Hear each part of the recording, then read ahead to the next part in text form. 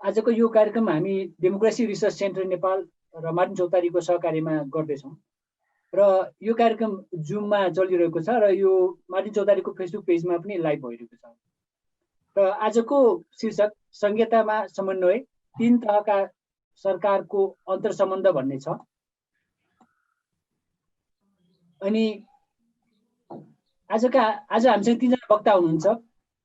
पहिलो अनुभव अजित, उहाँ निर्देशक डेमोक्रेसी रिसर्च सेन्टर नेपालबाट। अर्को वक्ता पार्वती रावल हुनुहुन्छ, उहाँ सभापति राष्ट्रिय सरोकार तथा समन्वय समिति राष्ट्रिय सभाबाट।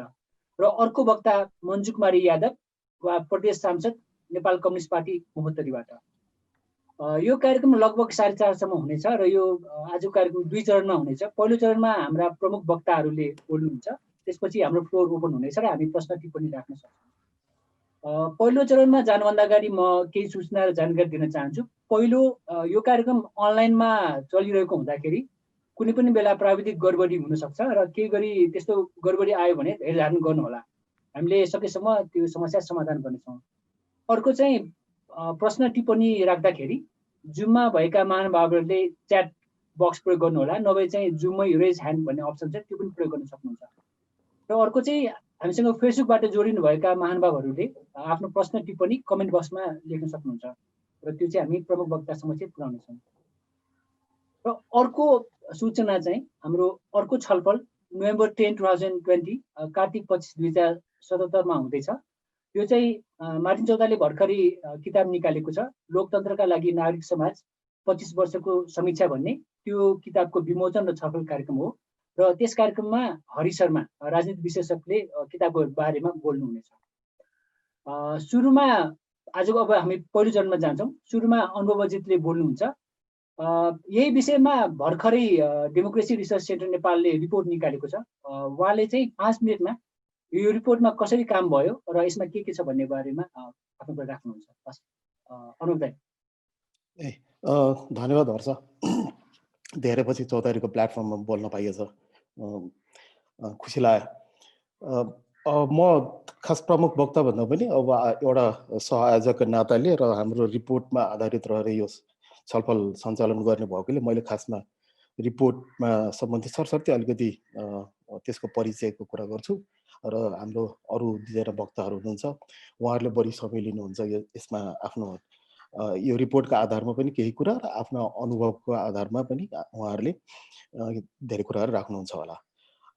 मैले सुरुमा भन्नुपर्दा अब डेमोक्रेसी रिसर्च सेन्टरले तिनै तहका सरकारले काम थालेदेखि, खास गरी जुन निर्वाचन भयो, पछिल्लो 3 तहको निर्वाचन भयो र त्यसपछि मुलुक संघीयतामा प्रवेश गर्यो र त्यसका संघीय पक्षका विभिन्न त्यसदेखि नै संघीय पक्षका संघीयता कार्यान्वयनका विभिन्न पक्षबारे हामीले डेमोक्रेसी रिसर्च सेन्टरले अध्ययन अनुसन्धान गर्दै आइरहेको छ र प्रतिवेदनहरू प्रकाशित गर्दै गइरहेको छ। यद्यपि यो अन्तर सरकारी सम्बन्धी नै हाम्रो यो पहिलो प्रतिवेदन हो। खास गरी योभन्दा पहिले हामीले संहिताका विविध पक्षमाथि शिक्षा सम्बन्धी, संविधान के अरे प्रदेश सभा सम्बन्धी विभिन्न रिपोर्टहरू निकालेका थियौँ र संहिता कार्यान्वयनको र अन्तर सरकारी सम्बन्धी डिआरसिएलले थप अध्ययन गर्दै जाने र थप प्रतिवेदन प्रकाशित गर्दै जानेछ आगामी दिनमा। आशा छ यहाँहरूले त्यो प्रतिवेदनहरू पढ्नुहुन्छ र हामीलाई थप सुझाव टिका टिप्पणी दिनुहुन्छ, जसले हामीलाई निरन्तर रूपमा आफ्ना कामलाई परिष्कृत गर्ने अवसर पनि प्रदान गर्नेछ र बहसको निरन्तरता पनि हुनेछ। यो प्रतिवेदन हामीले 7 प्रदेशको स्थलगत अध्ययनको आधारमा तयार पारेका हौँ र त्यसमा विभिन्न स्थानीय निकायहरूमा पनि हामीले गएका हौँ र प्रदेश स्तरका सांसदहरू, सरकारी निकायका कर्मचारीहरू, त्यसै गरी स्थानीय तहका जननिर्वाचित प्रतिनिधिहरू, सरकारी कर्मचारीहरू र विभिन्न पेसामा संलग्न र संहितामा निहालिरहनु भएका र त्यसमा कुनै न कुनै रूपमा आफूलाई जोडिरहनु भएका व्यक्तिहरूसँग पनि हामीले र आम नागरिकहरूसँग पनि हामीले कुराकानी गरेर यो अध्ययन तयार पारेका हौँ र साथसाथै अब यो संवैधानिक र कानुनी प्रावधानहरूको अध्ययन र विश्लेषण पनि हामीले गरेका छौँ र मिडिया अध्ययनहरू पनि हामीले गरेका छौँ र अन्य प्रकाशित प्रतिवेदनहरूलाई पनि हामीले यो प्रतिवेदन तयार गर्ने क्रममा अध्ययन र अनुसन्धानहरू र विश्लेषण गरेका छौँ। खास गरी अब यो अन्तर सरकारी सम्बन्धलाई हामीले मूलभूत रूपमा संवैधानिक, कानुनी, राजनीतिक, प्रशासनिक र आर्थिक रूपमा हेर्न खोजेका छौँ। साथै अन्तर सरकारी समन्वय र त्यसमा सङ्घीय सरकारको भूमिका र पहललाई पनि हामीले औल्याएका छौँ। अब संहिताको कार्यान्वयन सुरु चरणमा नै रहेकोले यसमा धेरै कठिनाइ र चुनौतीहरू देखा पर्नु त्यति अस्वाभाविक होइन देखिएको छ। हामी धेरैजना त्यसको बारेमा जानकार पनि छ। विभिन्न माध्यम र स्रोतबाट हामी थाहा पनि पाइरहेका छौँ। त्यसले गर्दा धेरै कुरा नयाँ नहुन पनि सक्छ यो प्रतिवेदनमा। र त्यस कारणले नै हाम्रो यो प्रतिवेदनमा बढी समस्या र चुनौतीहरू उठान भएको छ। र यो चुनौती र उठान किन पनि भएको छ भने जस्तो हामी कहाँ कानुन संहिता कार्यान्वयन भइसकेपछि विभिन्न कानुनहरू बन्यो। त्यो कानुनहरू बन्ने क्रममा नै केही फन्डामेन्टल बेसिक कुराहरू आधारहरू छ जसले गर्दाखेरि अलिकति जटिल बन्न गएको हो। जस्तो कि नेपालमा संहिता खास गरी अब यो नयाँ भएकोले धेरै जसो ऐतिहासिक एवं संवैधानिक नजिरहरू हामीसँग छैनन्। त्यो नभएकोले केवल तत्काल उपलब्ध कानुन र 3 तहका व्यवस्थापिका निर्माण गर्ने कानुनहरूका आधारमा संहिता कार्यान्वयन अहिले मूल रूपमा हुँदैछ। व्यावहारिक अनुभवको कमीका कारण पनि विशेष गरी प्रदेश र स्थानीय सरकारहरूले आफ्नो अधिकार क्षेत्रको प्रयोग सहजै गर्न सकेका छैनन्। त्यसै गरी संविधानले 3 तहको सरकारलाई थप अधिकार दियो, तर संविधानको अनुसूचीहरूमा उल्लिखित अधिकारहरू एक आपसमा बाजिएका वा जुधेका छन्। र त्यसै गरी संविधानले सङ्घीय व्यवस्थाले बनाएका कानुनलाई सर्वोच्चता दिएको छ। तर के गरेको छ भने फेरि अर्कोतिर नेपालको संविधानले न्यायपालिकालाई एकात्मक रूपमा कल्पना गरेको छ, जसले गर्दा स्थानीय र प्रदेश तहमा आफ्ना कानुनहरू निर्माण हुँदाहुँदै पनि त्यसको अन्तिम व्याख्या गर्ने फेरि अधिकार सर्वोच्च अदालतलाई नै दिएको छ। त्यसले गर्दा पनि केही व्यवहारिक कठिनाइहरू उत्पन्न भइरहेका छन्। तर यद्यपि केही सकारात्मक र उत्साहजनक प्रयासहरू पनि नभएका होइनन्, भएका छन्।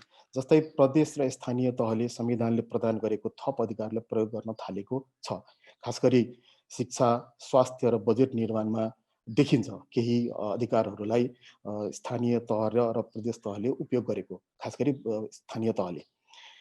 तर कतिपय अघि नै भने जस्तै कतिपय प्रमुख कानुनहरू बाजिनाले र सङ्घीय कानुनको सर्वोच्चता ले जुन रूपमा प्रदेश र स्थानीय तहले स्वायत्तताको प्रयोग गर्न पाउनुपर्ने हो त्यसमा समस्याहरू देखा परेका छन्। यसले संहिताको कार्यान्वयनलाई जटिल र अलिकति सुस्त बनाएको छ। जस्तै राजनीतिक दलहरूमा, सङ्घीय सरकारमा र अझै सङ्घीय सरकारका मातहतमा रहेका निकायहरूमा केन्द्रीकृत मानसिकता कायमै रहेको देखिन्छ। जस्तै प्रशासन, न्यायपालिका र सुरक्षा संयन्त्रमा त्यो मानसिकता अझै पनि हामीले व्यापक रूपमा पाइरहेका छौँ। र त्यसले गर्दाखेरि स्थानीय र प्रदेश तहमा व्यावहारिक रूपमा कार्यान्वयनको पक्षमा केही जटिलता र कार्यान्वयन भइरहेका छन्। जस्तै प्रशासनको समायोजनको कुरा गर्दा अब त्यो प्रशासनको समायोजन पनि अलिक उचित ढङ्गले नभएको, प्रदेश सरकारहरू र स्थानीय सरकारहरूले धेरै जसो गुनासो गरिरहेको, अझै पनि प्रमुख कर्मचारीहरू सङ्घबाट नै पठाइएको, त्यसको सरुवा र बढुवा गर्ने अधिकार पनि सङ्घले नै रहेकोले प्रशासनिक निकायहरू र प्रशासनिक निकायमा काम गरेका उच्च पदस्थ कर्मचारीहरू अझै पनि प्रदेश र स्थानीय तहमा अलि सुरक्षित अथवा के भन्छ अलि कम्फर्टेबल फिल नगरेको र त्यसले गर्दा बेला बेलामा चुनौती के भन्छ द्वन्द्वहरू पनि आइरहेको देखिन्छ। त्यसले व्यवहारिक पक्षमा संहिताको कार्यान्वयनलाई अलि जटिल बनाउँदै गइरहेको छ। मैले अब त्यति धेरै उतातिर नगएर केही अब कसरी अलिकति सहज बनाउन सकिन्छ भन्ने कुरामा हामीले औल्याएका कुराहरू, जस्तै वर्तमान चुनौतीहरूलाई मनन गर्दै सङ्घीय प्रणालीको समुचित कार्यान्वयनको निम्ति तिनै तहले आफ्नो स्थान र क्षमतामा पहल लिनुपर्ने देखिन्छ। साधन स्रोत र संविधानले प्रदान गरेको विशेष अधिकार र जिम्मेवारीले गर्दा सङ्घीय सरकारले विशेष पहल र सहजीकरणको भूमिका निर्वाह गर्नुपर्ने देखिन्छ। र साथै प्रमुख समन्वयकारीको भूमिका पनि खेल्नुपर्ने देखिन्छ। साथै प्रदेश र स्थानीय तहले पनि एक आपसमा प्रतिस्पर्धा लाई कायम राख्दै, प्रतिस्पर्धा नभए पनि विकासको क्रम पनि अगाडि नबढ्ने देखिन्छ। त्यसकारणले प्रतिस्पर्धालाई पनि कायम राख्दै सँगसँगै सहकार्यको निम्ति पनि तत्परता र पहल गर्नुपर्ने देखिन्छ र अलि विशेष खालको निरन्तर रूपमा वाद विवाद र छलफल हुनुपर्ने देखिन्छ प्रदेश र स्थानीय सरकारमा, जुन कि अहिले कमी देखिएको छ। खास गरी राजनीतिक दलहरूले व्यावहारिक रूपमा नै आफ्नो साङ्गठनिक ढाँचालाई सङ्घीय संरचना अनुरूप पुनः संरचना गर्नुपर्ने देखिन्छ, जुन कि अझैसम्म अलिकति अलमलको अवस्थामा रहेको देखिन्छ। हाम्रो मुलुकका राजनीतिक दलहरू आफ्नो सङ्घीय संरचना अनुरूप अलिकति परिवर्तन गर्न, सङ्घीय ढाँचाले परिवर्तन गर्नमा अलमल रहेको देखिन्छ। त्यसले गर्दा पनि अलिकति जटिलता थप्न गएको छ र एक खालको राजनीतिक दलहरूले आफ्ना कार्यकर्ता माझमा सङ्घीय संरचना बारे अलिकति थप प्रष्टीकरणहरू पनि नदिन सकेको देखिएको छ र राजनीतिक दलले नै तीन तह बीचको सहजकर्ताको भूमिका पनि प्रमुख रूपमा खेल्नुपर्ने देखिन्छ। अन्तिममा मैले र अर्को महत्त्वपूर्ण पक्ष भनेको सङ्घीय संरचनाका विविध आयाम र पक्षमाथि यस्ता बहस र छलफल पनि निरन्तर रूपमा भइराख्नुपर्छ, जसले गर्दाखेरि भएका कमजोरी र चुनौतीहरूलाई औल्याउँदै थप संहिताको कार्यान्वयनलाई कसरी अगाडि बढाउन सकिन्छ भन्ने माहौल र अवसरहरू सिर्जना गरोस्। मैले आफूलाई अहिलेलाई यतिकैमा रोकेँ। छलफलको क्रममा यदि अझै केही जिज्ञासा र प्रश्नहरू आयो भने म फेरि पनि छलफलमा भाग लिनेछु। अहिलेलाई दुईजना प्रमुख वक्ताहरूलाई नै बढी समय दिँदाखेरि उचित हुन्छ होला। हर्ष, धन्यवाद। अनुजी धन्यवाद। अब म पार्वती रावलजीलाई आफ्नो कुरा राख्न अनुरोध गर्न चाहन्छु। तपाईँले चाहिँ 20 मिनटमा आफ्नो कुरा राख्नु होला। धन्यवाद। डेमोक्रेसी रिसर्च सेन्टर नेपाल र मार्टिन चौतारीको सहकार्यमा आयोजित 3 तहको सरकारको अन्तर्सम्बन्ध विषयक यो अन्तर्संवाद कार्यक्रममा उपस्थित सम्पूर्ण आदरणीय व्यक्तित्वहरूमा म सङ्घीय संसद, राष्ट्रिय सभाभित्र रहेको राष्ट्रिय सरोकार तथा समन्वय समितितर्फबाट हार्दिक अभिवादन नमस्कार गर्न चाहन्छु। यहाँ अघि अनुभवजीले छोटो समयमा धेरै महत्त्वपूर्ण कुरा राखिसक्नु भएको छ। म उहाँको कुरालाई समर्थन जनाउँदै म केही आफ्ना विचारहरू यहाँको बिचमा राख्न चाहन्छु। हामी सबैलाई थाहा छ, हाम्रो देशको सन्दर्भमा संघीयता नयाँ अभ्यास, एकदमै छोटो अनुभव हामी अगाडि बढिरहेका छौँ। राष्ट्रिय सभा भन्ने बित्तिकै स्थानीय तह र प्रदेशका जनप्रतिनिधिबाट पनि निर्वाचित राष्ट्रिय सभा हामी सबैलाई थाहा छ। त्यो भित्र रहेको हामीसँग राष्ट्रिय सभामा 4वटा विषयगत समिति छ। त्यो मध्ये राष्ट्रिय सरोकार तथा समन्वय समिति एउटा महत्त्वपूर्ण समिति हो। त्यो समितिको महत्त्वपूर्ण कार्यक्षेत्रहरू छ। त्यो महत्त्वपूर्ण कार्यक्षेत्र मध्ये तहगत सरकारको बीचको समन्वय अथवा समन्वय विकास, थुप्रै कार्यक्षेत्र छन्। यसको 12-13वटा कार्यक्षेत्र छ। त्यो मध्ये अन्तर सरकार समन्वय अथवा तहगत सरकारको बीचको समन्वय र समन्वय विकास चाहिँ यसको महत्त्वपूर्ण कार्यक्षेत्र छ। आजको विषयसँग यो नै रिलेटेड भावनाले मैले अरू कार्यक्षेत्रको विषयमा चर्चा गरिन। अहिले सरसर्ती हेर्दा जुन डेमोक्रेसी रिसर्च सेन्टरले एउटा महत्त्वपूर्ण प्रतिवेदन सार्वजनिक गरेको रहेछ। 3 तहका सरकारको अन्तर्सम्बन्ध प्रस्तुत प्रतिवेदन 2077 मैले प्राप्त गरेँ, सरसर्ती हेरेँ र समितिको 2 वर्षको कार्य अनुभवको आधारमा समितिले पनि केही निचोड निष्कर्षहरू हामीले वार्षिक प्रतिवेदनको रूपमा सदनमा प्रस्तुत गरेका थियौँ। धेरै कुराहरू चाहिँ मिल्दाजुल्दा छन्, किनभने अघि अनुभवजीले राखिसक्नु भएको छ।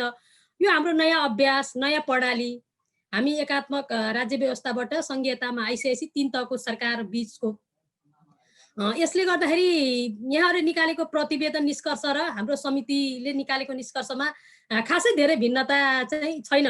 मैले सरसर्ती हेर्दाखेरि अब यहाँ बिचमा कुरा आइरहँदा अहिले समस्याहरूको सन्दर्भमा पनि यहाँले एकदमै निष्कर्षमा राख्नु भएको छ। संघीय सरकारको तर्फबाट प्रदेश सरकारलाई, संघीय सरकारलाई, राजनीतिक दललाई अथवा न्याय क्षेत्रलाई पनि राख्नु भएको छ, स्थानीय तहलाई। यो हेर्दा मलाई के लाग्छ भने अहिले हामीले धेरै छलफल र बहस चाहिँ गर्नुपर्ने आवश्यक छ। अब नयाँ संविधान 2072 जारी भइसकेपछि 74 मा 3 तहको निर्वाचन भयो। निर्वाचन भइसकेपछि जनप्रतिनिधिहरू आफ्नो कार्यक्षेत्रमा आउनुभयो। संविधानले व्यवस्था गरे अनुसार 3 तहका सरकारका आफ्ना कार्यक्षेत्र छन्, विधायिका कार्यक्षेत्र छन्, थुप्रै कार्यक्षेत्र चाहिँ निर्दिष्ट संविधानले निर्दिष्ट गरेका छन्। संविधानकै अनुसूचीमा साझा अधिकार क्षेत्र पनि छन्, एकल अधिकार क्षेत्र पनि छन्। सङ्घीय संसदले भन्नुपर्दा संविधान कार्यान्वयनको लागि आवश्यक पर्ने महत्त्वपूर्ण कानुन 1 वर्षभित्र बनाउनु पर्ने कानुन, 3 वर्षभित्र बनाउनु पर्ने कानुन समयभित्रै बनायो। तर पनि फेरि थुप्रै अरू बनाउनु पर्ने कानुनहरू बाँकी नै छ। अघि चर्चा चलिसकेको छ, यो यहाँको प्रतिवेदनमा पनि आएको छ। संघीयतालाई कार्यान्वयन गर्ने महत्त्वपूर्ण एउटा पाटो भनेको कर्मचारी व्यवस्थापनको कुराहरू। छोटो समयको लागि कर्मचारी समायोजनको पाटो त सक्यो, तर फेरि व्यवस्थित प्रभावकारी रूपमा कर्मचारी व्यवस्थापन हुन सकेको छैन, किनभने सङ्घीय निजामती ऐन हामीले बनाउन सकेका छैनौँ। यो छलफल र बहसमै छ। यसले गर्दा फेरि चाहिँ हाम्रो नयाँ व्यवस्था अनुसारको सङ्घ, प्रदेश, स्थानीय तह, मुख्यतः अझ स्थानीय तह, प्रदेश त हाम्रो नयाँ अभ्यास भावनाले धेरै अनुभवी कर्मचारीहरू हाम्रो प्रदेश तहमा, स्थानीय तहमा चाहिने हो। अहिले पनि कर्मचारीहरूको रोजाइ त फेरि सङ्घीय सरकार अथवा सङ्घमा नै रह्यो। यो त हामीले देखिएको समस्या हो, यहाँको प्रतिवेदनमा पनि आएको छ। त्यस्तै गरेर एउटा महत्त्वपूर्ण अर्को नागरिकता विधेयक, जो एकदमै नागरिकसँग प्रत्यक्ष सरकार राख्ने नागरिकता विधेयक अहिले पनि सङ्घीय संसद अथवा छलफलमा रहेको छ। त्यसले गर्दा अर्को एउटा महत्त्वपूर्ण अन्तर्सम्बन्ध, 3 तहको अन्तर्सम्बन्ध व्यवस्थापन बनेको विधेयक जो ज्यादै महत्त्वपूर्ण छ, त्यो विधेयक चाहिँ हामीले अन्तिममा यो चालु चाहिँ अधिवेशनबाट हामीले पारित गऱ्यौँ र राष्ट्रपतिज्यूबाट प्रमाणीकरण भएर अहिले कार्यान्वयनमा आएको छ। सङ्घ, प्रदेश, स्थानीय तह अन्तर्सम्बन्ध व्यवस्थापन गर्न बनेको विधेयक। यो विधेयक चाहिँ ऐनको रूपमा आइसकेपछि मलाई लाग्छ थुप्रै समस्याहरू चाहिँ यसले समाधानको बाटोतिर लगेको छ। हामीले देखेका छौँ योजनाको सन्दर्भमा हामी सङ्घीयतामा गइसक्यौँ, 3 तहको सरकार कार्यान्वयनमा आएको तेस्रो वर्ष हामी प्रवेश गरिसक्यौँ। फेरि पनि सानातिना योजनाहरू सङ्घीय सरकारबाट गएको त्यो अनुभव त हामीसँग छ। एउटै योजनामा चाहिँ 3 तहका सरकारहरूको बजेट खर्च भएको पनि हामीसँग छ। यसले गर्दाखेरि अब योजनाहरूमा दोहोरोपना नआउन, स्रोत साधनको व्यवस्थित वितरण गर्नको लागि चाहिँ अहिले सङ्घ, प्रदेश, स्थानीय तहको अन्तर्सम्बन्ध व्यवस्थापन गर्न बनेको ऐन कार्यान्वयनमा भर्खर आएको छ। यसले त अब चालु वर्षको बजेट चाहिँ अघिल्लोचोटि नै हामीले निर्माण गरिसकेका छौँ। यो अहिलेको चालु योजनामा पनि यसले चाहिँ प्रत्यक्ष असर पर्दैन, तर अब आउने योजनाहरूमा कम्ती योजनाको दोहोरोपना रोक्नको लागि चाहिँ यो ऐनले चाहिँ महत्त्वपूर्ण भूमिका खेल्छ जस्तो मलाई लाग्छ। र 3 तहको सरकारको बीचको सम्बन्धलाई पनि जहाँ अप्ठ्यारोहरू परेको छ, यसले समाधान गर्नको लागि चाहिँ यसले बाटो चाहिँ खुल्छ जस्तो मलाई लाग्छ। त्यसले गर्दाखेरि जसरी हामी नयाँ अभ्यासमा गइरहेका छौँ, यो बेलामा चाहिँ धेरै बहस र छलफलको जरुरत छ, तर हामीले त्यस्तो बहस र छलफल चाहिँ धेरै भइरहेको देखेका छैनौँ। अघि यो प्रतिवेदनमा पनि केही कुरा उल्लेख भएको छ, अघि अनुभवजीले पनि राख्नु भएको छ। हामी नयाँ अभ्यासमा छौँ भने त धेरै बहस र छलफल गर्नु पर्यो र यस्ता खाले अनुसन्धानमा आधारित प्रतिवेदन छलफलमा ल्याउनु पर्यो। हामी आग्रह पूर्वाग्रह भन्दा पनि अथवा यो यसको अधिकार क्षेत्र उसको ध्यान एउटा त हामी मुख्य आधार संविधान अन्तर्गत बनेका कानुन हो, त्यसलाई टेकेर कुन तहको सरकारले कहाँनिर चाहिँ अप्ठ्यारो गरिरहेको छ, कहाँनिर समस्या सिर्जना गरेको छ, त्यो बारेमा चाहिँ हामीले छलफल गर्नको लागि चाहिँ त्यो दिशातिर छलफल भएको चाहिँ त्यति देखिँदैन। हामीले यही राष्ट्रिय सभा अन्तर्गत रहेको यो समितिको एउटा महत्त्वपूर्ण कार्यक्षेत्र भएको हुनाले हामीले सुरुवातको जब समिति निर्माण भयो, समिति निर्माण भइसकेपछि यो महत्त्वपूर्ण पाटो 3 तहको सरकारको अन्तर्सम्बन्ध भावनाले हामीले 7 प्रदेशमा 3 तहको जनप्रतिनिधि बीच राखेर छलफल चलायौँ। योजनाको सन्दर्भमा, बजेट निर्माणको योजना छनौट, बजेट निर्माण र कर्मचारी समायोजनको सन्दर्भमा छलफल चाहिँ चलाएका थियौँ र त्यसको प्रतिवेदन सभामा पनि पेश गरेर हामीले सरकारलाई चाहिँ ध्यान आकर्षण गर्ने काम गरेका थियौँ। र त्यस्तै गरेर सङ्घ, प्रदेश, स्थानीय तह अन्तर्सम्बन्ध व्यवस्थापन गर्न बनेको विधेयकमा जतिखेर छलफल भइरहेको थियो, त्यसमा हामीले त्यो बेलामा उठेका धेरै सवालहरूलाई त्यो ऐनमा चाहिँ राख्न सफल भएका थियौँ। र अब त्यो ऐन चाहिँ अहिले कार्यान्वयनमा आइसकेको छ। अब त्यो आम तलसम्म यसको चाहिँ छलफल, बहस, सचेतीकरणको लागि जानकारीको लान जरुरी छ। मैले यो प्रतिवेदन हेरिरहँदा कता जिल्ला समन्वय समितिका पदाधिकारीहरू नै अलमलमा परेको हो, केही कुराहरू उठाउनु भएको त्यो जायज कुरा हो, त्यो अलमलमा परेको पक्कै देखिन्छ। त्यहाँ प्रष्ट संविधान र अन्तर्सम्बन्ध व्यवस्थापन गर्न बनेको ऐनमा पनि भनेको छ जिल्ला समन्वय समितिको काम भनेको चाहिँ आफ्नो मातहतमा रहेका स्थानीय तहलाई सङ्घीय सरकार र प्रदेश सरकारबाट भएका कार्यक्रमहरूलाई सहजीकरण गर्ने, आएका समस्याहरूमा सहजीकरण समन्वय गर्ने काम भयो।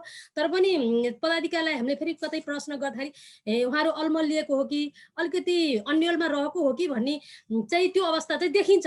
जबसम्म त्यो किन भइरहेको छ भन्दा हामीले छलफल बहस गर्न सकिरहन्छ। एउटा त संविधानले प्रदान गरेका 3 तहका अधिकार क्षेत्रहरू, अर्को सङ्घीय संसदले बनाएको कानुनहरू, त्यसपछि स्थानीय सरकार सञ्चालन गर्न बनेको ऐन, यो थुप्रै पाटा पक्षमा बारेमा जब हामीले फर्मल इन्फर्मल धेरै इन्ट्र्याक्सनहरू गर्छौँ, अवधारणामा स्पष्टता ल्याउँछौँ, त्यो भयो नि कार्यान्वयनमा सहजता जान्छौँ। भएका कानुन, एउटा त नभएको कानुन निर्माण गर्नको लागि पहल कदमी गर्ने कुरा रह्यो, अर्को भएको कानुनलाई कसरी प्रभावकारी बनाउने त्यो कुरामा चाहिँ हामीले ध्यान दिन जरुरत छ। अहिले हामीले हेऱ्यौँ भने के अरे जहाँ छ त्यहीलाई बढी चाहिँ बलियो बनाउनु खोजेको हो कि भन्ने तर्कले चाहिँ अथवा छलफल त्यसरी केन्द्रीकृत भयो कि भन्ने गुनासोहरू पनि आउँछ। सङ्घमा भएको साथीहरूले सङ्घलाई बलियो बनाउनु खोजे, प्रदेशमा भएकोले प्रदेशमा बनाउनु खोजे, स्थानीय भएको त्यो होइन। अहिले सङ्घमा भएको मान्छे भोलि स्थानीय तहको प्रमुख भएर आउन सक्छ। अहिले स्थानीय तहको प्रमुख भएको व्यक्ति भोलि सङ्घमा प्रतिनिधि भएर जान सक्छ। तर हामीले संवैधानिक व्यवस्था, कानुनी व्यवस्था, हाम्रो मूल्य मान्यता र हाम्रो अभ्यासलाई चाहिँ आत्मसात गरेर हामीले चाहिँ नीति केन्द्रित राखेर चाहिँ छलफल बहस गर्यौँ भने मलाई लाग्छ हाम्रो सङ्घीयतालाई बलियो बनाउन सक्छौँ। त्यसको लागि सङ्घीय सरकारले बनाउनु पर्ने जुन बाँकी छ कानुनहरू, त्यसलाई तदारुकता साथ निर्माण गर्ने कुरामा ध्यान दिनु पर्यो। प्रदेश सरकारले, प्रदेश संसदले बनाउनु पर्ने कानुन आफूले एकल अधिकारका कानुन निर्माण गर्न लागेको संविधानलाई अनुकूल हुने गरेर बनाउन सक्छ। त्यसपछि स्थानीय तहले बनाउनु पर्ने आफूलाई एकल अधिकारका कुराहरूमा चाहिँ उसले आफ्नो ढङ्गले कानुन निर्माण गर्न सक्छ, सङ्घीय कानुन अथवा संविधानको प्रतिकूल नहुने गरेर। तर साझा अधिकारको सम्बन्धमा चाहिँ हामीले अलि धेरै छलफल र बहस गर्न जरुरी छ। त्यसको लागि मलाई लाग्छ विभिन्न सङ्घ सङ्गठन अथवा चाहिँ नागरिक समाजहरूले पनि अनुसन्धानमा आधारित छलफल बहसहरूलाई केन्द्रित गर्न जरुरी छ। अहिले सङ्घीयता चाहिँ मुलुकमा लागू भइसकेपछि निर्वाचनबाट निर्वाचित भएको सरकार आइसकेपछि भए गएका कामका सन्दर्भमा यसका सकारात्मक पाटा पक्षहरू, यसका कमी कमजोरीहरू, अब यो कमी कमजोरीलाई चाहिँ अन्त्य गर्नको लागि चाहिँ कुनले कहाँबाट भूमिका निर्वाह गर्नु पर्यो त्यो दिशाबाट हामी छलफल गर्न सक्यौँ भने मलाई लाग्छ हामी एउटा निष्कर्षमा पुग्न सक्छौँ। अहिले चाहिँ सबैले आफ्नो आत्मकेन्द्रित ढङ्गले चाहिँ छलफलहरू गरेको सुनिन्छ। स्थानीय र प्रदेशले सङ्घलाई चाहिँ सङ्घले केन्द्रीकृत गर्न खोज्यो भने जस्तो, अथवा सङ्घले चाहिँ प्रदेशले चाहिँ क्षमता विकास गर्न सकेन, काम गर्न सकेन भन्ने खालको जस्तो, अथवा प्रदेशलाई फेरि स्थानीय तहले चाहिँ प्रदेशलाई हामीलाई हाम्रो अधिकार क्षेत्रमा चाहिँ खुम्च्याउन खोज्यो भने जस्तो खालका तर्कहरू आइरहेको छ। यो त्यति सान्दर्भिक हुन सक्दैन। म फेरि पनि जोड दिन चाहन्छु, किनभने हाम्रो विविधतामा एकता भएको, एउटा खाले भौगोलिक विविधता अथवा सांस्कृतिक विविधता बोकेको हाम्रो मुलुकमा हामी सङ्घीयताको एकदमै नयाँ अभ्यासमा छौँ। नयाँ नौलो अभ्यासमा भएको हुनाले हामीले यही अहिलेलाई टेकेर हामीसँग विगतमा हेर्ने अभ्यास अनुभवहरू पनि छैन। फेरि संसारका अरू देशका अनुभूतिले पनि हामीलाई काम गर्दैन। आज संसारका विभिन्न सङ्घीयता भएका देशहरूको हामीले अध्ययन गऱ्यौँ भने पनि त्यहाँ पनि आज लामो समय सङ्घीयता लागू भएको अवधि पार गर्दा पनि सबै समस्या हल भएको देखेका छन्। एउटा समस्या हल हुँदा अर्का खाले समस्याहरू पनि त्यही हुन्छ। तर हामी चाहिँ एकदमै नयाँ नवीन अभ्यासमा, नयाँ प्रणालीमा भएको हुनाले यसको लागि राजनीतिक दलले पनि आफूलाई पारदर्शी बनाउने कुरा, आफूलाई जवाबदेही बनाउने कुरा, आफ्नो दलभित्र प्रजातान्त्रिक परिपाटीलाई आत्मसात गर्ने कुरा राजनीतिक दलले पनि गर्नुपर्ने छ। सङ्घले पनि आफ्नो भूमिकालाई प्रभावकारी बनाउनु पर्ने, प्रदेशले स्थानीय तहले आफ्नो भूमिकालाई प्रभावकारी बनाउनु पर्ने र कतिपय सवालमा अब हाम्रो मूल्य मान्यता र कार्यपालिका, व्यवस्थापिका, न्यायपालिका छ। अब विकास निर्माणकै कुरा गर्दाखेरि कतिपय चाहिँ सवालहरूमा न्यायपालिकाले पनि हस्तक्षेप गरेको पनि देखिएको छ। अब विकास निर्माण ठुला आयोजनाहरू सञ्चालन गर्दाखेरि चाहिँ सर्वोच्च अदालतबाट आदेश गरेर आयोजनाहरू रोक्ने काम पनि भइरहेको छ। अहिले कोभिडको सन्दर्भमा हेर्दा पनि अहिले एमडी एमएसका परीक्षाहरू चाहिँ सर्वोच्च अदालतबाट रोकिएको छ। यसले गर्दा ठुलो सङ्ख्यामा चाहिँ दक्ष जनशक्तिहरू चाहिँ सेवाबाट वञ्चित भइरहेको अवस्था पनि छ। यसले गर्दा मलाई के लाग्छ भने हाम्रो आफ्नो अधिकार क्षेत्र छ, त्यो अधिकार क्षेत्रमा चाहिँ हामीले कसरी प्रभावकारिता ल्याउने, जहाँनिर अस्पष्टता छ, जहाँनिर दुविधा छ, त्यहाँनिर हामीले छलफल बहस, सकारात्मक ढङ्गको छलफल बहस अभ्यासलाई चाहिँ आत्मसात गर्ने हिसाबले हाम्रा कामहरूलाई अगाडि बढायौँ भने मलाई लाग्छ हामीले चाहिँ अवलम्बन गरेको सङ्घीयता, हामीले अगाडि बढाएको 3 तहको सरकारको अन्तर सम्बन्धलाई चाहिँ बलियो बनाउन सक्छौँ। हामीले चाहिँ 3 तह सङ्घीयता अथवा 3 तहको सरकारले चाहिँ जनतालाई नजिकबाट सेवा सुविधा दिने कुराहरू छ। जसरी संविधानमा एकल अधिकारका साझा सूची र एकल सूचीका कुराहरू छन्, साझा सूचीमा कतिपय एउटै अधिकारहरू चाहिँ 3 तहको सरकारमा बाँडेको छ। यसले गर्दा सङ्घले सिङ्गो राष्ट्रिय स्तरको नीति बनाउँछ भने प्रदेशले आफ्नो प्रादेश र स्थानीयले कार्यान्वयनको चरणमा जाँदाखेरि त्यहाँनिर चाहिँ जिम्मेवारीहरूलाई बाँडफाँड गरेर हामी सकारात्मक बहस छलफलबाट नीतिगत व्यवस्थाबाट चाहिँ एउटा टुङ्गोमा पुग्न सक्छौँ। हामी फेरि पनि आलोचना नै गरेर बसेर फेरि हामी निष्कर्षमा पुग्न सक्दैनौँ। त्यसैले गर्दा मलाई के लाग्छ भने हामी यो नयाँ प्रणाली नयाँ पद्धतिमा भएको हुनाले अब फेरि पनि हामी हिजोकै एउटा केन्द्रीकृत मानसिकता, जनप्रतिनिधिहरूमा पनि हिजोकै केन्द्रीकृत मानसिकता, अब एउटा थाई सरकार भनेर चिनिने कर्मचारी संयन्त्रमा पनि हिजोकै मानसिकताबाट हामी रह्यौँ भने मलाई लाग्छ 3 तहको सरकारको अन्तर सम्बन्धलाई हामी प्रभावकारी बनाउन सक्दैनौँ। हामीले अगाडि बढाएको संघीयतालाई प्रभावकारी बनाउन सक्दैनौँ। आज किन फेरि कर्मचारीहरू 3 तहको सरकार अथवा संघीयतामा हामी गइसक्दा पनि किन सङ्घ नै रोजाइको स्थिति बनिरहेको छैन? आज हामीले किन प्रदेश र स्थानीय तहमा चाहिँ कर्मचारीहरूको आकर्षण किन बनाउन सकिरहेका छैनौँ? यसमा हामीले कानुन निर्माणमा पनि ढिलाइ भइरहेको छ। कानुन निर्माणलाई पनि हामीले गति दिन सकेका पनि छैनौँ होला। सँगसँगै त्यहाँ व्यवस्था गर्न खोजेका कतिपय प्रावधानले पनि कर्मचारीको आफ्नो चाहिँ भविष्य सेवा सुविधाको एउटा सुनिश्चितताको कुराले पनि त्यसो गरिरहेको छ र लामो समय फेरि हामी केन्द्रीकृत एउटा केन्द्र नै प्रमुख हो भन्ने मान्यताले पनि घर गरेको पनि हुनसक्छ। स्थानीय भनेको त मान्छे जन्मसँगै मृत्युसँगै एकदम प्रत्यक्ष सरोकार, एकदम फ्रन्ट लाइनमा बस्ने स्थानीय सरकार, जसलाई चाहिँ एकदमै अधिकार अथवा स्रोत साधन जनशक्तिको हिसाबले दक्ष जनशक्ति, प्रदेश संरचना पनि नयाँ अभ्यास भएको हुनाले प्रदेशमा पनि नयाँ त्यो खालको एउटा अनुभवी जनशक्ति चाहिँ व्यवस्थापन गर्नुपर्ने हो। त्यो हुन सकिरहेको छैन। मुख्यतः सङ्घीय निजामती ऐनमा चाहिँ समझदारी बन्न निर्माण हुन नसक्दा यसले सिङ्गो कर्मचारी व्यवस्थापनमा पनि समस्या परेको छ जस्तो मलाई लाग्छ। ढिलो भएको छ। अझ यसलाई कसरी छिटो गर्ने भन्ने तहबाट चाहिँ मुख्यतः राजनीतिक दल को पनि यसमा सकारात्मक भूमिका जरुरी छ। मुख्यतः राजनीतिक दल, राजनीतिक प्रणालीमा चाहिँ राजनीतिक दल एउटा महत्त्वपूर्ण पक्ष पाटो भएको हुना राजनीतिक दलले चाहिँ आफूभित्रको लोकतान्त्रिकरण, प्रजातान्त्रिकरण निर्माण गर्ने कुरा, संघीयता ढाँचामा आफ्नो दललाई रूपान्तरण गर्ने कुरा, परिष्कृत गर्ने कुरा, सँगसँगै भइरहेको राज्य व्यवस्थालाई व्यवस्थित गर्नको लागि राजनीतिक दलले आफूलाई त्यही ढङ्गले रूपान्तरण गर्न जरुरी छ। फेरि पनि म आज डेमोक्रेसी रिसर्च सेन्टर नेपाल र मार्टिन चौतारीले जुन एउटा सहकार्यमा यो हामी एउटा कोभिडको एउटा भयावह स्थितिमा पनि छौँ। आज विश्व मान्छेलाई आतंकित बनाइरहेको छ। हाम्रो सिङ्गो मानव जीवनलाई चुनौती दिएको कोभिड-19बाट हामी यो एकदम सङ्क्रमणमा छौँ। आज थुप्रै नागरिकहरू सङ्क्रमणको जोखिम भइरहेको छ, थुप्रैले जीवन गुमाइरहनु भएको छ। यो स्थितिमा पनि हामी प्रविधिको प्रयोग गरेर आज जुन यो डेमोक्रेसी रिसोर्स सेन्टर नेपाल र मार्टिन चौतारी, हामी सबैले चिज परिचित संस्था, मार्टिन चौतारी पनि हामीले नजिकबाट चिनेको संस्था, डेमोक्रेसी रिसर्च सेन्टर पनि हामीले नजिकबाट चिनेको संस्था, जुन एउटा महत्त्वपूर्ण विषय यो चाहिँ हाम्रो एउटा राज्य प्रणाली, हाम्रो मुलुकको व्यवस्थासँग जोडिएको 3 तहको सरकारको अन्तर सम्बन्धलाई हामी कसरी व्यवस्थित गर्न सक्छौँ, यसको सकारात्मक पक्षहरू, यसमा देखेका कमी कमजोरीलाई कसरी हटाउन सक्छौँ र यसलाई सबल समृद्ध कसरी बनाउन सक्छौँ भन्ने महत्त्वपूर्ण उद्देश्यका साथ यो तपाईँले प्रतिवेदन ल्याउनु भएको छ। यो प्रतिवेदनको लागि म सिङ्गो राष्ट्रिय सभा अथवा म आबद्ध रहेको समितिको तर्फबाट यहाँहरूलाई हार्दिक धन्यवाद ज्ञापन गर्न चाहन्छु। यस्ता निष्कर्ष, यस्ता प्रतिवेदनले हामीलाई छलफल बहस गर्न र सरकारलाई एउटा सही निर्देशन दिनको लागि पनि अहिले चाहिँ म अन्तमा के भन्न चाहन्छु भने अहिले हाम्रो लामो अभ्यासदेखिको हामी हिजो एकात्मक शासन प्रणालीमा हुँदा पनि हाम्रो विकास पनि अनुसन्धानमा आधारित हाम्रो विकास हुन सकेन। प्रभाव पहुँचका आधारमा हाम्रा विकासका योजनाहरू निर्माण भयो, जसले गर्दाखेरि थुप्रै क्षतिहरू हामीले बेहोरिसकेका छौँ। अहिले कानुन निर्माणमा पनि हामीले राष्ट्रिय सभाभित्र रहेका समितिहरूमा एउटा छलफल बहस चलेको छ। अब बनेका कानुनहरूको पनि हामीले अद्यावधि गर्न, यसको रिसर्च गर्न जरुरी छ। यसको अनुसन्धान गरेर यसका सकारात्मक पक्ष, यसका कमजोरी पक्षलाई केलाउन जरुरी छ। त्यसो भयो भने हामी नयाँ कानुन निर्माण गर्नलाई अथवा संशोधन गर्नलाई चाहिँ फिडब्याक, हामीलाई चाहिँ महत्त्वपूर्ण फिडब्याक पाउँछ। हामी चाहिँ कानुन निर्माण गर्ने भन्यो, हिजो विगतमा भएका कानुनको पाटा पक्षको सूक्ष्म अध्ययन अनुसन्धान नगर्ने अनि हाम्रै ढङ्गले चाहिँ कानुन निर्माण गर्ने परिपाटीले गर्दा चाहिँ भइरहेका कानुनहरू प्रभावकारी कार्यान्वयनमा नजाने र एउटा कानुन बनाउने महत्त्वपूर्ण पाटो, कानुन बनाउँदैमा विभिन्न सरकारवाला पक्ष निकायसँग धेरै इन्ट्रेक्सनमा जाने कुरा, धेरैको फिडब्याक फिडब्याक लिने कुरा, धेरैको सल्लाह सुझाव लिएर कानुन निर्माण गर्ने कुरामा ध्यान दिने कुरा र अर्को बनेको कानुनलाई कार्यान्वयन कुरा।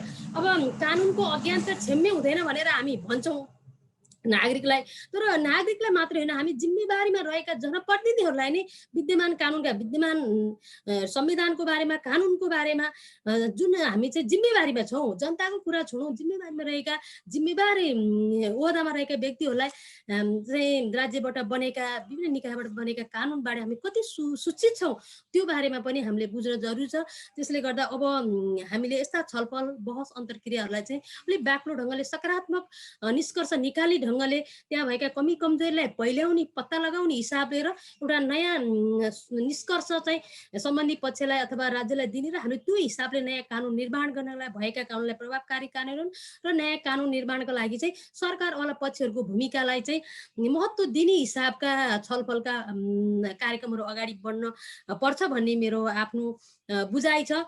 म पनि पहिलोचोटि पार्लियामेन्टमा सङ्घीय संसदमा गएको र पहिलोचोटि नै सभापतिको जिम्मेवारी भइरहँदा चाहिँ थुप्रै त्यहाँभित्रका अन्तर्वस्तु हेर्दा अब कानुन निर्माणका सवालमा हेर्दा कतिपय व्यक्तिगत रूपमा एउटा पोलिटिकल पार्टीको मा हामी छौँ, तर व्यक्तिगत रूपमा हाम्रो कानुन निर्माणका प्रक्रियाहरू ज्यादै पुरानो एउटा भद्दा टाइपको छ अथवा एउटा निर्वाहमुखी जस्तो छ। यसलाई हामीले समय सापेक्ष परिवर्तन गर्न जरुरी छ। हामीले ड्राफ्टिङको चरणमा किन धेरै छलफल नगर्ने, हामी धेरै भन्दा धेरै सरकारवालाहरूको राय सुझाव किन नलिने?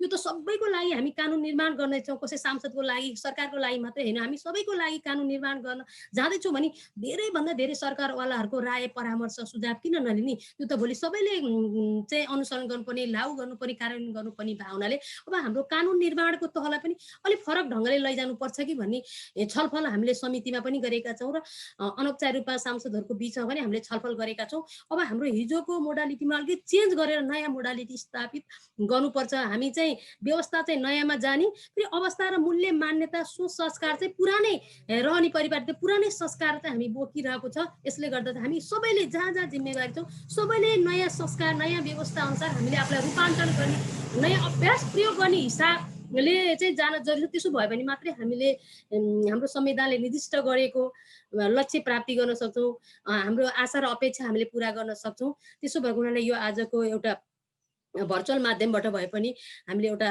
सुरुवात गरेका छौँ। अब यसलाई अलिकति निरन्तरता दिने हिसाबले, यसलाई अलिक व्यापकता बनाउने हिसाबले यसलाई कसरी अझै हामी प्रभावकारी बनाउन सक्छौँ, फेरि पनि हामी इन्फर्मल छलफल गरेर आउने दिनमा हामी सहकार्य गरेर जान सक्ने वातावरण चाहिँ निर्माण भएको मैले महसुस गरेको छु। फेरि पनि हामी बसेर छलफल गरेर अगाडि जान सक्छौँ। मैले अहिले सुरुमा एकदमै अनुभव मात्रै राखेँ, अरू हामीले थुप्रै पक्षहरूमा सविस्तार व्याख्या गर्न सक्छौँ। हामी घन्टौँ यो विषयमा छलफल अध्ययन गर्न सक्छौँ। 2 वर्षको बिचमा समितिले साथै प्रदेश र समितिका फर्मल बैठकमा गरेका थुप्रै निर्णयहरू पनि छन्। यसका विषयमा पनि हामी मसिनो ढङ्गले छलफल बहस गर्न सक्छौँ। आज चाहिँ कम्ती पनि डेमोक्रेसी रिसर्च सेन्टरले अहिले बाहिर ल्याएको यो प्रतिवेदन जुन एकदम घटनामा आधारित रहेर पनि यसले समग्रतामा पनि यसले विश्लेषण, सूक्ष्म विश्लेषण गरेर ल्याएको छ। यो आफैमा राम्रो छ। यस्ता नागरिक समाजहरूको चाहिँ भूमिका चाहिँ यो यतिखेर धेरै खाँचो छ। यसरी हामी सहकार्य गरेर अगाडि बढ्न सक्दा हामीले धेरै सकारात्मक परिणामहरू प्राप्त गर्न सक्छौँ। त्यो हिसाबले समिति यहाँको साथमा छ भनेर अहिले म यति राखेँ। फेरि केही भयो भने म पछि यहाँसँग जोडिन्छु। धन्यवाद। पार्वती रावलजीलाई धन्यवाद। अब मन्जु कुमारी यादवजी आफूलाई राख्नुहोस् 20 मिनटभित्र है, कृपया समयको ख्याल गर्नुहोला। यस कार्यक्रमको माननीय पार्वती राव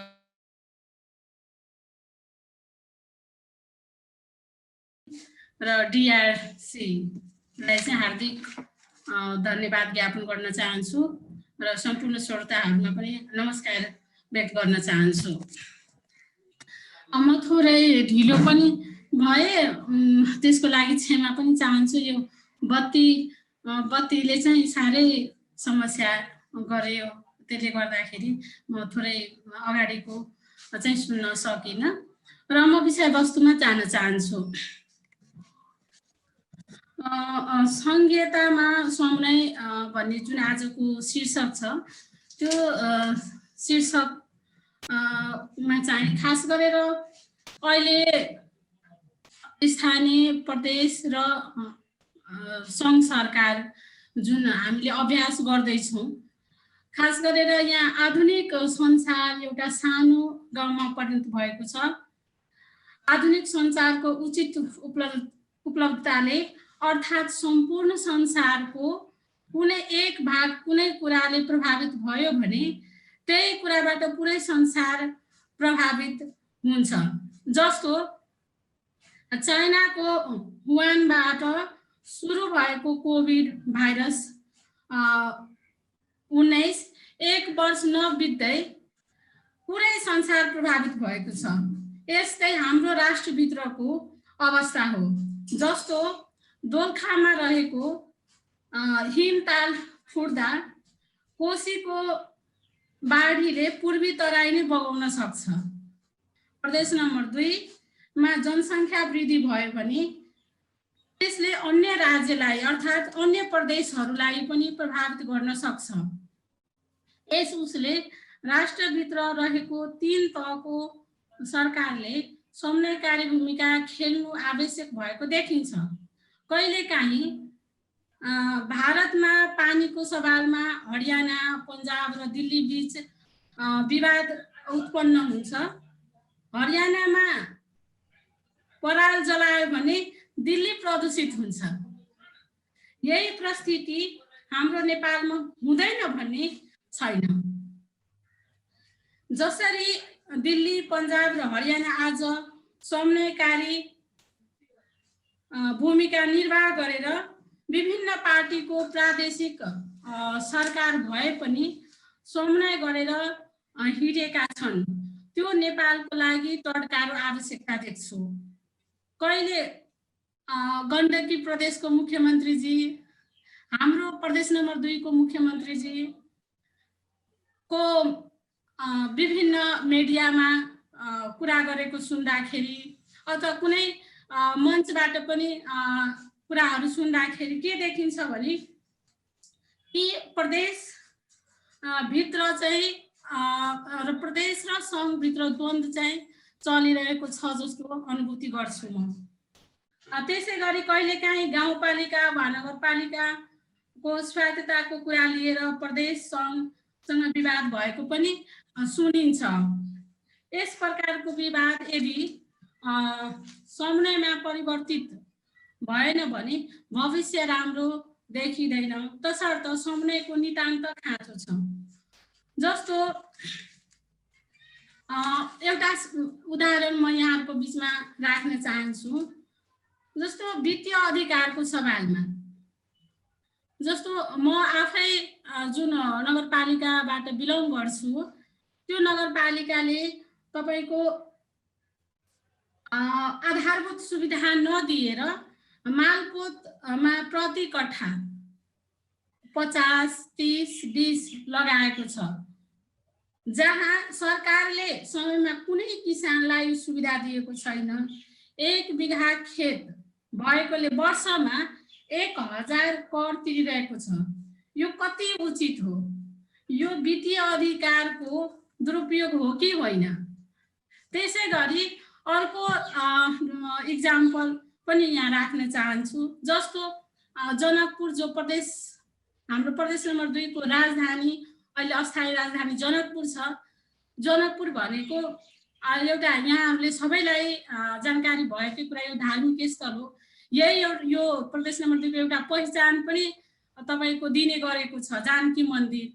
र जानकी मन्दिर चाहिँ गुठीको जमिनहरूले चलेको छ है। तर आज गुठीको जमिनको किनबेच, सट्टा भर्न वा ऋण लिन जमानत हुँदैन, जमानत मिल्दैन दिन। तर जनकपुरको वरिपरि प्रत्येक वर्ष अप्रत्यक्ष गुठीको जमिन बिक्री भइरहेको छ। यसमा सङ्घ र प्रदेश सरकार दुईटै तमासे छ। यो आउने भविष्यको लागि, यो संस्थाको निम्ति, खास गरेर गुठी संस्थाको लागि धेरै हानिकारक मैले देखिरहेको छु।